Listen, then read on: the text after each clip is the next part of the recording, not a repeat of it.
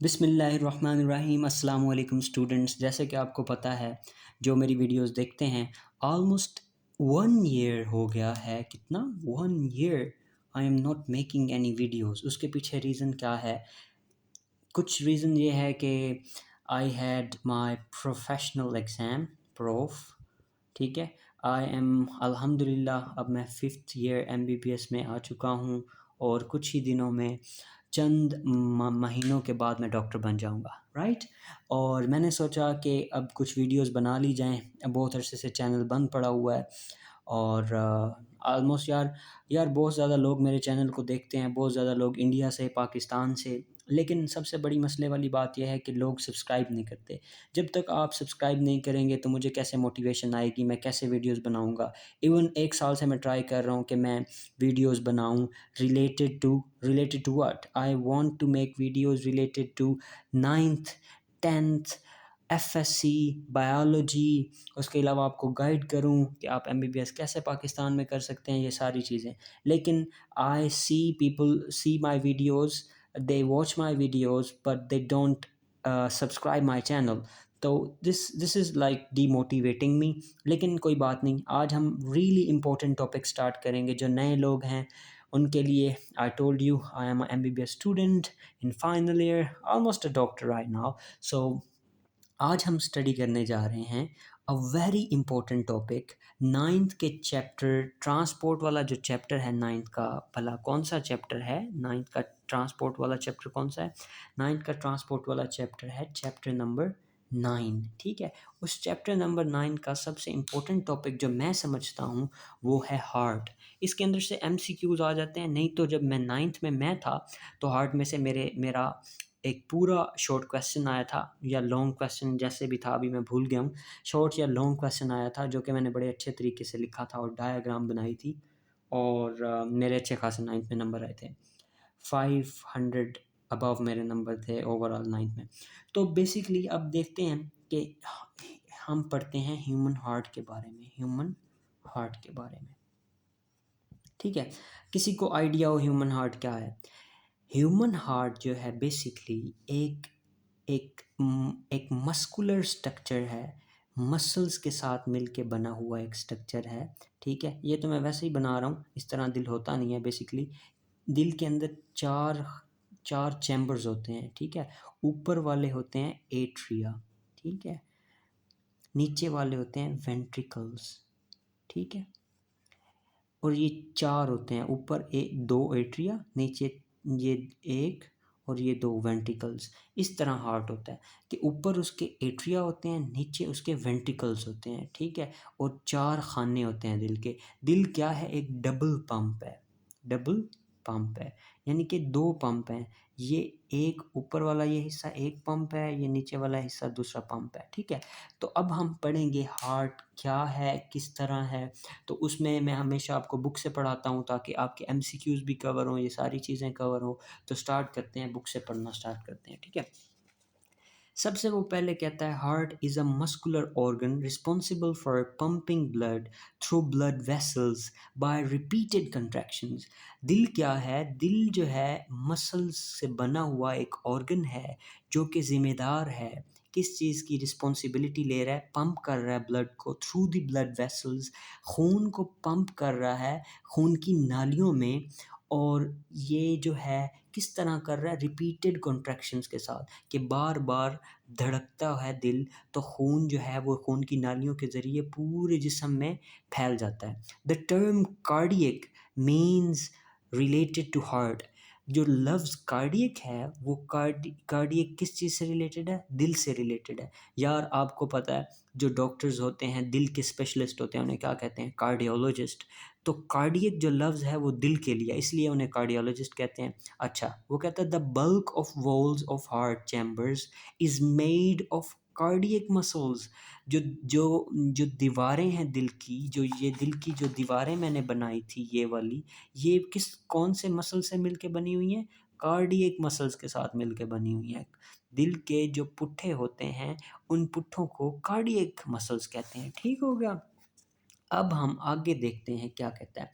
In human body, इंसान के जिस्म में, heart is situated between lungs in the middle of chest cavity under the chest bone. ठीक हो गया। इस बात को मैं आपको समझा देता हूँ जल्दी से बिल्कुल जल्दी से। किधर गया यार ये? देखें, वो कहता है ये हमारा दिल है, ठीक है, वो इस तरह लंग्स के दरमियान में पड़ा हुआ है। ये आपको एम ही मैंने लंग्स इस तरह वैसे ही बना दिए हैं, ठीक है। ये लंग्स है हमारी, और दिल जो है लंग्स के दरमियान में इस तरह पड़ा हुआ है, ठीक है। इस तरह दिल जो है वो लंग्स के दरमियान में पड़ा हुआ है।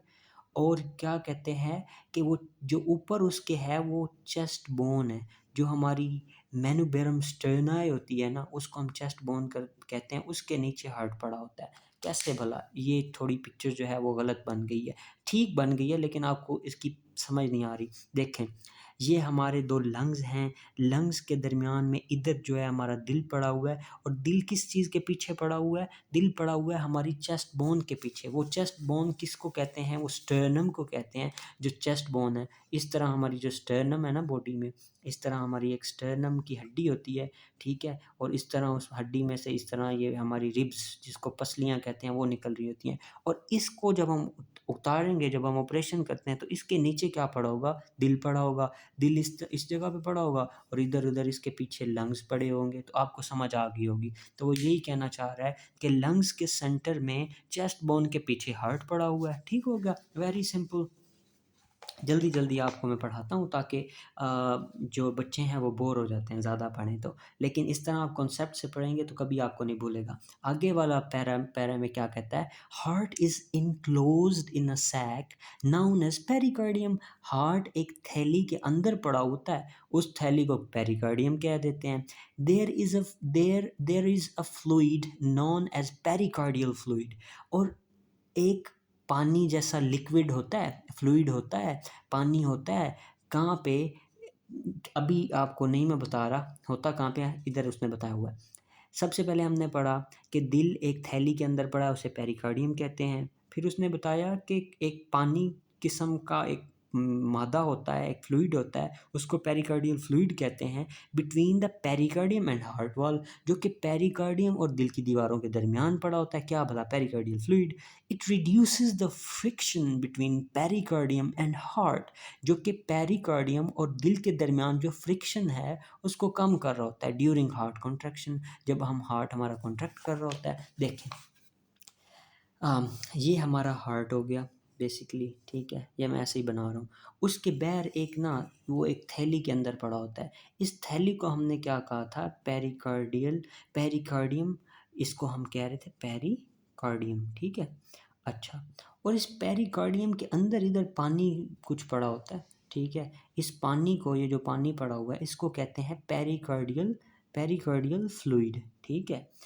और ये क्या करता है? इसका काम क्या होता है कि जब दिल धड़कता है तो ये जो ये कार्ड पेरिकार्डियम है और ये दिल है, ठीक है। दिल की दीवार और पेरिकार्डियम के दरमियान में ये जो पेरिकार्डियल फ्लूइड है ना, ये क्या करता है? कुशन प्रोवाइड करता है। यानी कि ये क्या करता है? ये एक लिक्विड है कि दिल धड़क के ना इस वॉल के साथ ना लगे, नहीं तो ये दिल जो है वो इतना, यानी कि उसका दिल जो है वो धड़क के इसके साथ लगेगा, फ्रिक्शन पैदा होगी। जैसे दो चीज़ों को आपस में रगड़ें तो कितनी वो गर्मी सी आपको फ़ील होती है, इस तरह ये तो दिल के जो पुट्ठे हैं यही ख़राब हो जाएंगे। इनको बचाने के लिए इनके दरमियान में पेरिकार्डियल फ्लूइड पड़ा होता है, जो कि दिल की धड़कन को मेंटेन भी करता है और साथ में दिल को प्रोटेक्ट भी करता है, और ये जो फ्रिक्शन है, ये जो जैसे रगड़ आनी है, इसको भी कम करता है। बिल्कुल आसान बात हो गई, ठीक है। इस पैरे की भी आपको समझ आ गई। नेक्स्ट हम अब पढ़ते हैं। Human heart consist of 4 chambers. दिल जो है वो 4 खानों पे मुश्तमिल होता है। Like heart of bird and other mammals, जैसे कि परिंदों के जो दिल होता है वो भी 4 खानों पे होता है। मैमल्स का दिल भी 4 खानों पे कंसिस्ट करता है। The upper thin wall chambers are called atria and lower thick wall chambers are called ventricles. Left ventricle is the largest and stronger chamber of the heart. ठीक हो गया? ये मैं बात आपको समझाता हूँ। आगे उसने ये कहा है, cardiac muscles are involuntary muscle in action and are composed of branch striated muscle each have single nuclei. क्या मतलब है इसका? कि जो दिल के पुट्ठे हैं वो इनवॉलेंटरी हैं, वो हमारे कंट्रोल में नहीं है। अगर आप कोशिश करो कि दिल मेरा रुक जाए, रुकेगा? नहीं रुकेगा, दिल तो धड़कता रहेगा। आप कोशिश करके अपनी साँस रोक लोगे, आप कोशिश करके अपने हाथ को हिला लोगे, लेकिन दिल को तो नहीं आप रोक सकते। इसीलिए इसको कहते हैं कि हार्ट इनवॉलेंटरी है। इनवॉलेंटरीली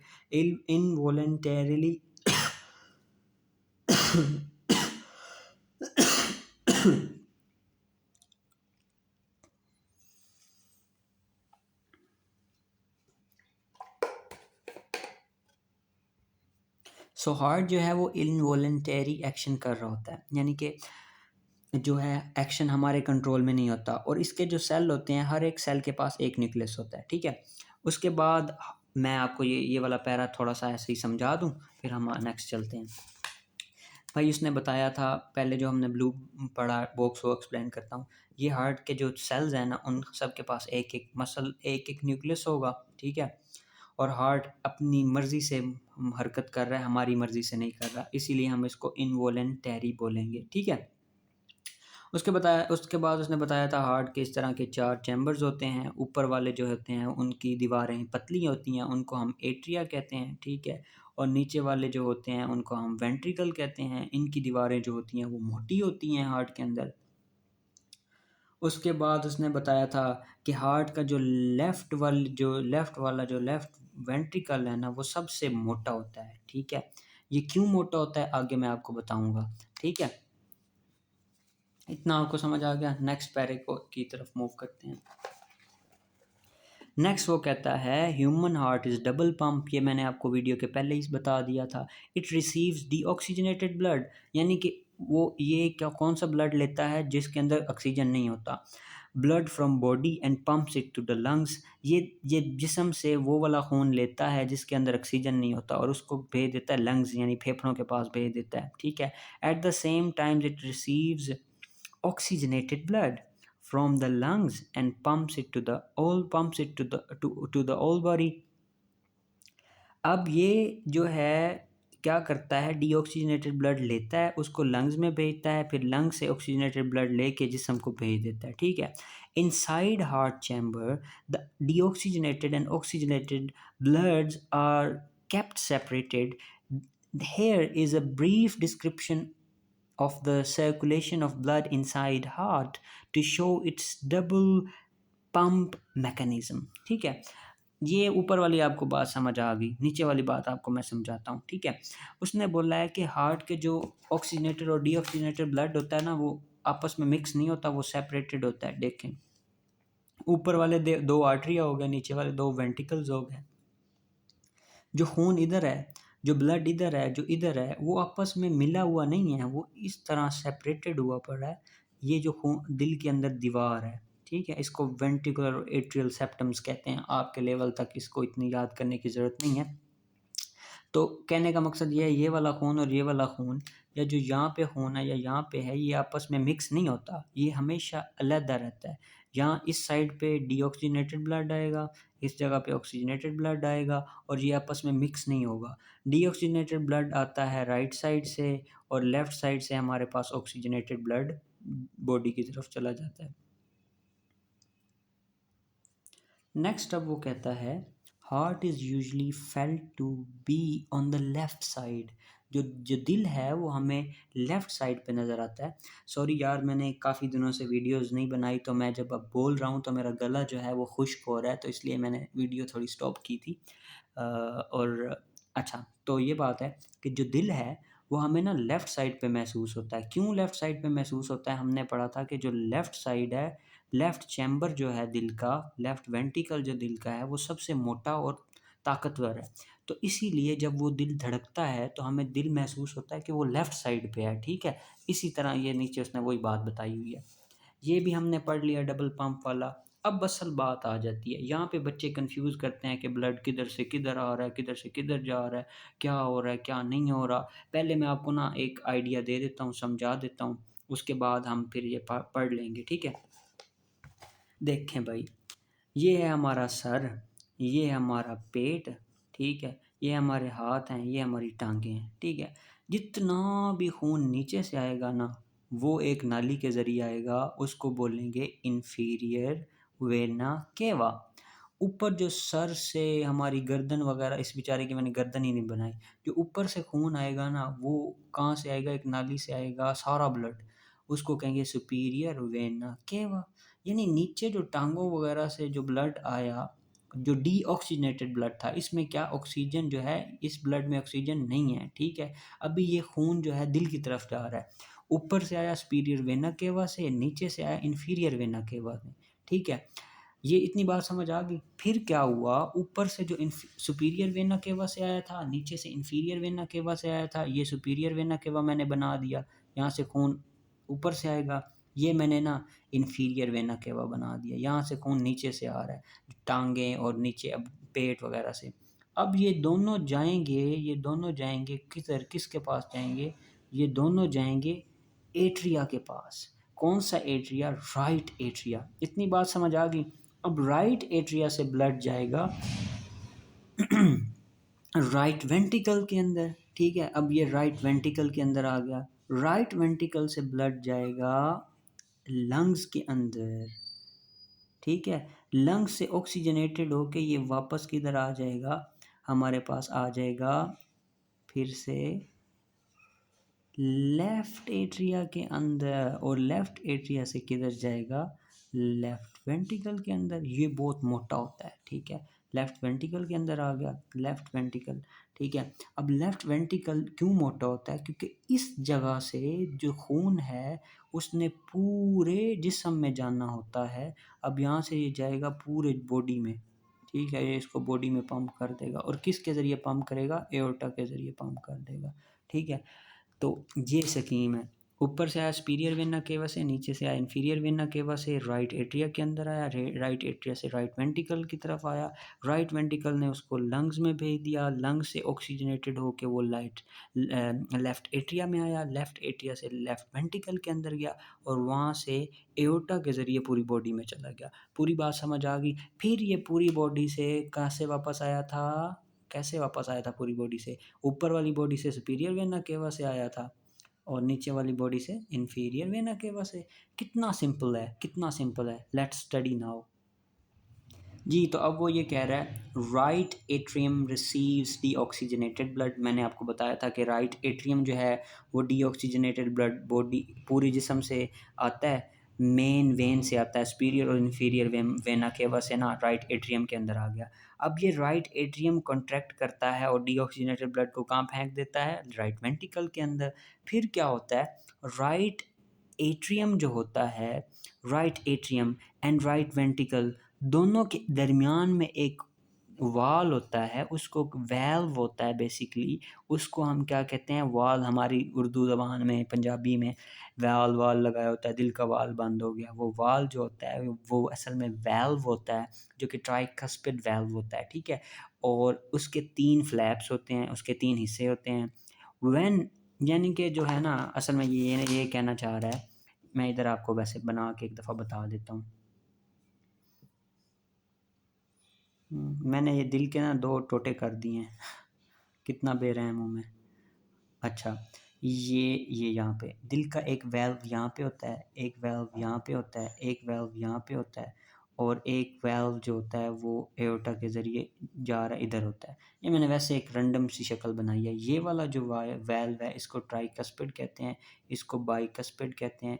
ये पल्मोनरी एओर्टिक वेल्व होता है, और ये पल्मोनरी होता है, ये सेमी लूनर, दोनों सेमी लूनर होते हैं। एक पल्मोनरी होता है और एक एओर्टिक होता है। जो एओर्टा वाला होता है एओर्टिक होता है, एक सेमी लूनर पल्मोनरी होता है जो लंग्स के अंदर जा रहा होता है, ठीक है। तो ये सारी एक स्कीम है। मैं मज़ीद आपको पिक्चर से दिखा दूंगा, आपको क्लियर आउट हो जाएगा। ये तो मैंने वैसे ही आपको बताया ना कि राइट एट्रिया और राइट वेंट्रिकुलर के दरमियान ट्राइकस्पिड वेल्व है, जो लेफ़्ट एट्रिया और लेफ़्ट वेंट्रिकल के दरमियान वेल्व है वो बाइकस्पिड वेल्व है, और 2 वेल्व और हैं, एक एओर्टा और राइट वेंट्रिकल के दरमियान में, एक एओर्टा और एक एओर्टा और लेफ़्ट वेंट्रिकल के दरमियान में। ये साइड लेफ़्ट है, ये राइट है। एओर्टा और लेफ़्ट वेंट्रिकल के दरमियान में कौन सा वेल्व है, ये वेल्व है सेमिल्यूनर एओर्टिक वेल्व। और लंग्स और राइट वेंट्रिकल के दरमियान में पल्मोनरी वेल्व है। मैं आपको समझा दूंगा, डायग्राम में दिखा दूंगा। इतनी बात आपको समझ आ गई, जल्दी जल्दी यार ख़त्म करें इसको।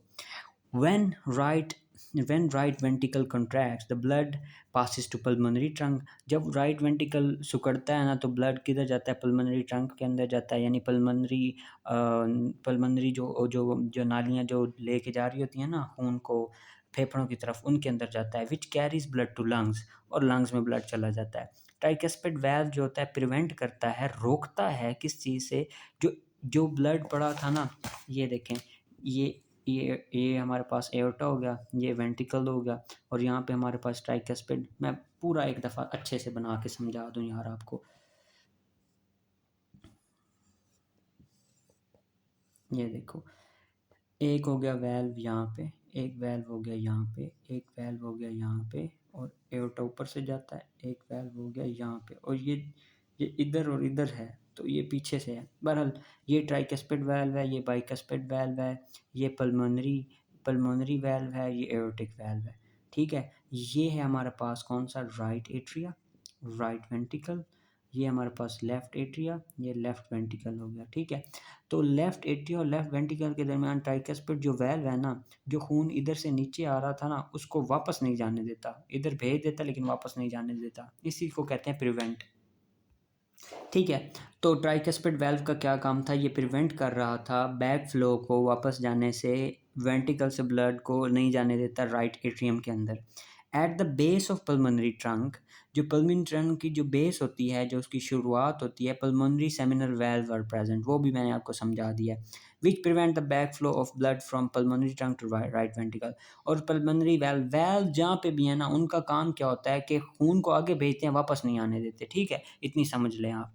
जो पल्मोनरी होंगे वो हमारी लंग्स में से जो फेफड़ों में खून गया उसको वापस नहीं आने देंगे। किसके अंदर नहीं आने देंगे? राइट वेंट्रिकल के अंदर नहीं आने देंगे। अब कहता है जो वॉल ऑफ लेफ्ट वेंट्रिकल है ना, वो बहुत ज़्यादा मोटी होती है, जो लेफ्ट वेंट्रिकल की वॉल है, क्योंकि लेफ्ट वेंट्रिकल जो है वो हमारे खून को बॉडी के अंदर भेज रहा था। समझ आ गई है ना आपको?